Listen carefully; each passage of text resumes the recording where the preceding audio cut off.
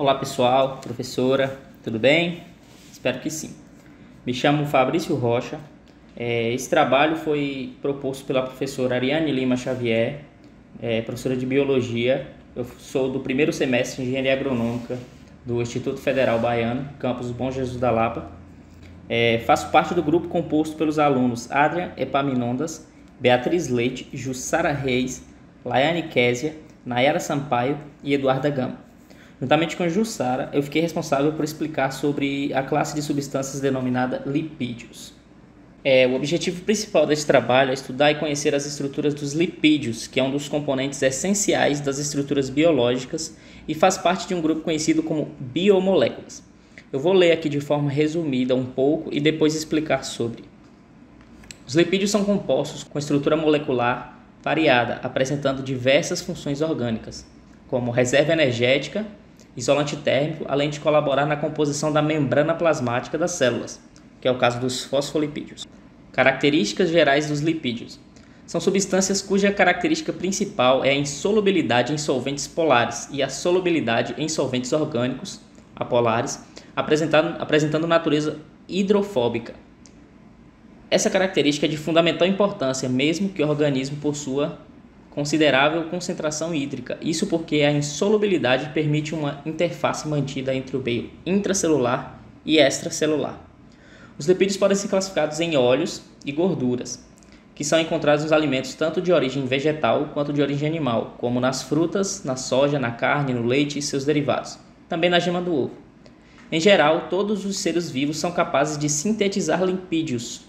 No entanto, algumas classes só podem ser sintetizadas por vegetais, como é o caso das vitaminas lipossolúveis e dos ácidos graxos essenciais.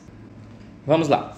Os lipídios também servem para a produção de energia, como os carboidratos, mas, além de simplesmente produzir energia, eles têm várias outras funções, e essas funções eu vou abordar de uma forma resumida. Os lipídios têm classes que abordarei a seguir. Dentre essas classes, temos os glicerídeos, os fosfolipídios, os cerídeos e, por último e não menos importante, os esteroides. É nessa classe que está o colesterol. Mais para frente eu vou detalhar mais sobre ele, inclusive mostrar como foi possível, de forma prática, fazer essa molécula, utilizando algumas bolinhas de isopor, um pouco de tinta e criatividade, claro. É uma importantíssima classe de substâncias. Também servem para produzir energia, como os carboidratos que a gente viu, mas tem várias outras funções além de simplesmente serem energéticas. E essas funções a gente vai trabalhar um pouquinho, dependendo da classe de lipídios que eu vou abordando aqui. A primeira classe que eu gostaria de abordar aqui são os glicerídeos. Só que uma observação, não se confundam, porque glicídios é açúcar e glicerídeos é uma classe de lipídios que são formados pela união de moléculas de ácidos graxos e glicerol, um álcool. Dentre os glicerídeos, os mais famosos são os triglicerídeos, aqueles onde nós teremos o glicerol com 3 ácidos graxos. Triglicerídeos certamente já ouviu falar quando você foi fazer exame de sangue, foi dosar o triglicerídeo alto e baixo. Por que isso é bom ou ruim? Qual a principal função de um glicerídeo no nosso corpo? Então, o glicerídeo é aquele lipídio que é utilizado como reserva de energia. Então, quando a gente acaba ingerindo calorias em excesso, ingerindo muito açúcar, por exemplo, ele começa a ser estocado como forma de glicogênio no fígado e no músculo, e essa reserva que não é utilizada, ela é convertida em gordura, porque essa gordura ela libera até 4 vezes mais energia do que o carboidrato.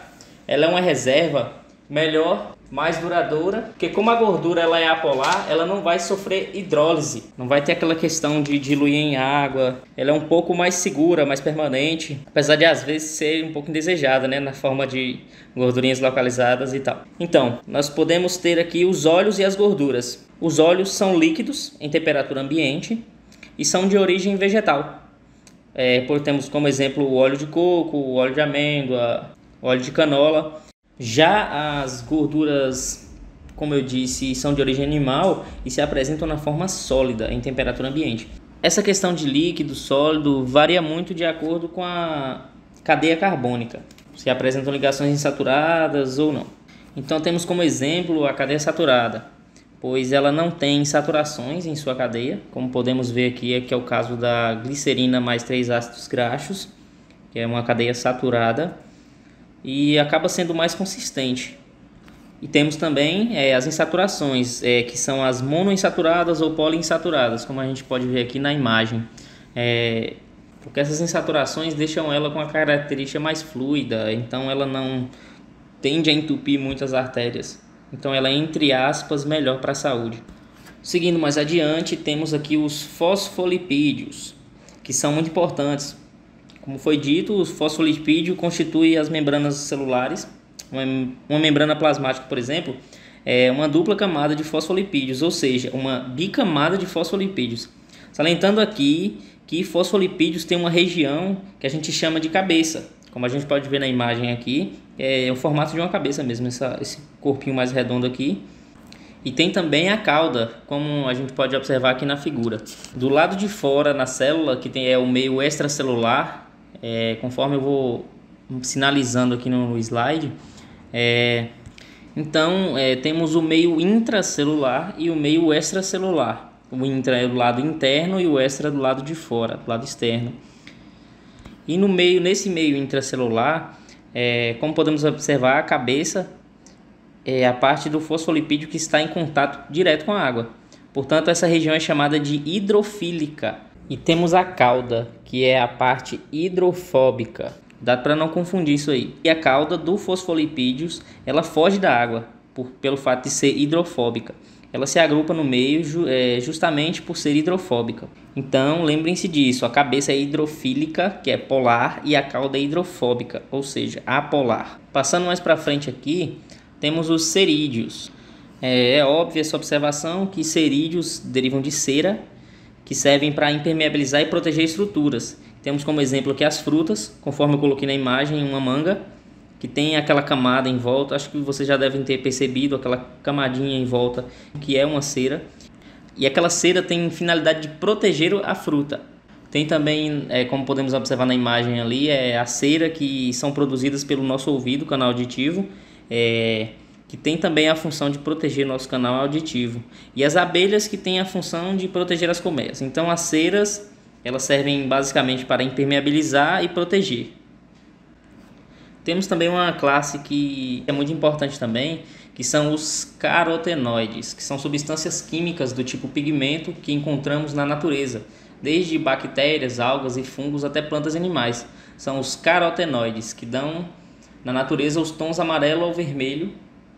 Plantas, algas, fungos e bactérias conseguem sintetizá-los. Já os animais não, devendo adquiri-los através da dieta. Os carotenoides são caracterizados por serem lipossolúveis e por terem moléculas oxidáveis. Acho que você já deve ter ouvido falar do beta-caroteno, encontrado muito na cenoura. Tem um papel importante de formar a vitamina A, que ajuda na questão da produção e deposição de melanina, atuando na questão da pele, pigmentação do olho, etc.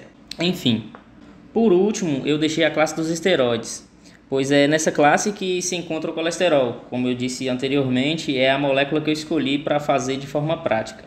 Essa classe é extremamente importante, o colesterol vai ser o mais famoso aqui. É possível que você, quando ouve falar em colesterol, pense logo em uma coisa ruim, mas não é. Ele é essencial e fundamental para o nosso corpo, onde ele é componente da membrana plasmática, conferindo ali uma fluidez, e também o colesterol ele vai ser o precursor de diversas outras substâncias, como a testosterona, que é um hormônio esteroide produzido pelos testículos, está presente também no corpo feminino, só que em quantidade bem inferior comparada à do homem. E ele também vai ser o precursor do estradiol, que é o hormônio produzido pelos folículos ovarianos e que determina as características sexuais femininas. O estradiol também está presente nas pílulas anticoncepcionais. Eu citei 2 no trabalho aqui de forma mais resumida, só que o colesterol ele também é precursor de várias outras substâncias, como o estrógeno, a progesterona, a aldosterona, o cortisol, e dessa forma é possível avaliar a importância do colesterol. Como a gente pode ver, ele é bastante importante na vida da gente. É só uma observação, o colesterol não é encontrado em organismos vegetais, somente em organismos animais. E também é comum a gente ouvir falar muito sobre colesterol bom e colesterol ruim. Na verdade, isso vai depender de que maneira ele é transportado. Então temos o lipídio de alta densidade e de baixa densidade. O LDL, que é conhecido como colesterol ruim, É chamado assim porque ele se acumula com mais facilidade, de modo que trava o interior dos vasos sanguíneos, formando placas de gordura no interior desses vasos. Como a gente pode ver na imagem aqui, essas plaquinhas de gordura formadas nas paredes dos vasos, elas podem acabar provocando aterosclerose, no caso o entupimento das artérias, que interrompe um fluxo sanguíneo. Temos também o HDL, que é o colesterol bom, pois sem essa lipoproteína, que é responsável pelo transporte dos lipídios, sem elas esse transporte não seria possível. E ele é formado no fígado, no intestino e na circulação sanguínea. Então, logo em seguida aqui vocês vão ver de forma prática como eu fiz a molécula do colesterol.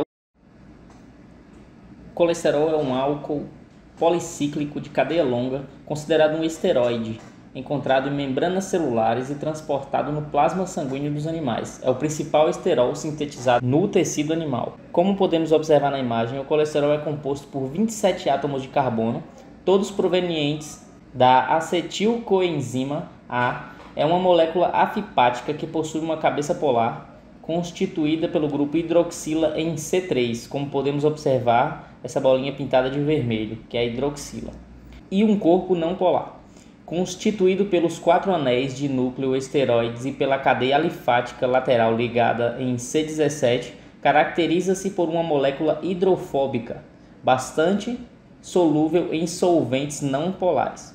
O colesterol existe nos tecidos e no plasma sanguíneo, pode apresentar-se sob sua forma livre ou sob a forma de ésteres de colesterol, uma forma ainda mais hidrofóbica, que resulta em sua combinação com um ácido graxo de cadeia longa. Como foi citado aqui, podemos observar os 4 anéis benzênicos.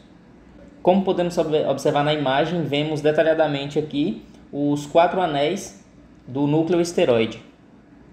Então é isso, galera. Eu tentei ser o mais breve possível, tentei resumir ao máximo. É isso aí. Muito obrigado pela atenção de todos.